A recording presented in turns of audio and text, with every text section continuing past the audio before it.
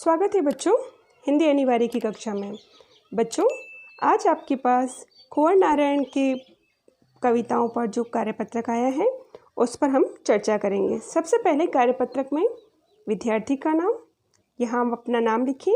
विद्यालय का नाम, यहाँ आप अपने विद्यालय का नाम लिखें। प्रश्न नंबर 1, उड़ने और खेलने का कविता से क्या संबंध है?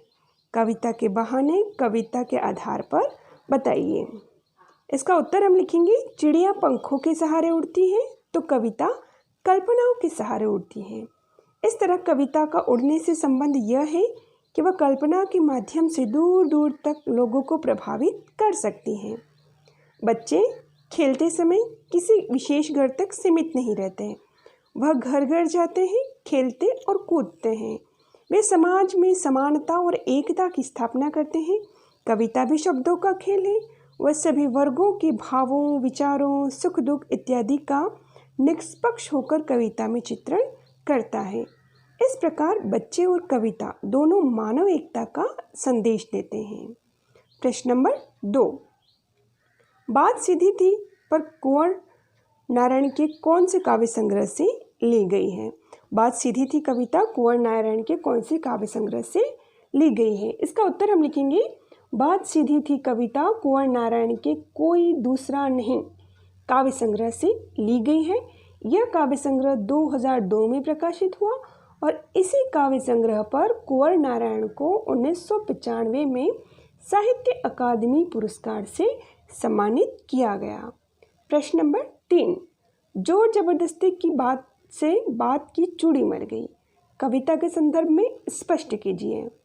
इसका उत्तर हम लिखेंगे, जिस प्रकार पेच को जबरदस्ती कसने पर उसकी चूड़ियां बेकार हो जाती हैं और वह छेद में बेकार ही घूमता रहता है, इसी प्रकार कविता के भाव को नकली भाषा द्वारा प्रकट करने का प्रयास किए जाने पर भाव और भाषा की जो आपस की पकड़ होती है वह समाप्त हो जाती है और जो भाव है वो भाषा द्वारा व्यक्त नहीं हो पाता। प्रश्न नंबर 4, कविता में बिंब योजना दर्शाने वाले किन्हीं 2 वाक्यांशों को लिखिए। इसका उत्तर हम लिखेंगे, बात की चूड़ी मर जाना। इस बिंब के द्वारा यह बात व्यक्त की है, बात कैसी हो जाती है? प्रभावहीन हो जाती है। फिर बात की पेच खोलना, इसका बिंब ये स्पष्ट करता है कि बात का सहज और स्पष्ट करना, बात का शरारती बच्चे की तरह खेलना, बात का पकड़ में न आना। अगला बिंब इन्होंने व्यक्त किया है, बात को कील की तरह ठोक देना, अर्थात बात में कसावट का न होना, बात का बन जाना, कथ्य और भाषा का सही सामंजस्य। प्रश्न नंबर 5, बात ने एक शरारती बच्चे की तरह मुझसे खेल रही थी, मुझे पसीना पहुँचते देखकर पूछा, मैं कौन सा अलंकार है?